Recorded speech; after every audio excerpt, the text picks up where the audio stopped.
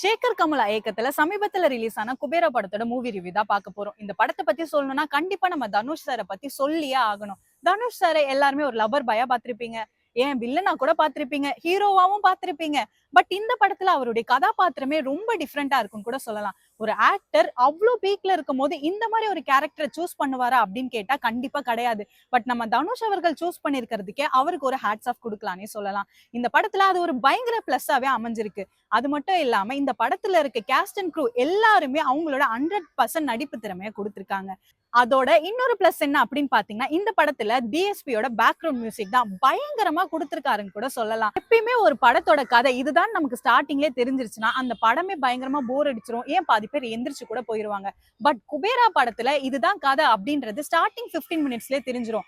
But இந்த படத்தை முடியிற வரைக்கும் கண்டிப்பா பாப்போன்ற மாதிரி எல்லாரையும் உட்கார வச்சிருக்காரு நம்ம டைரக்டர்.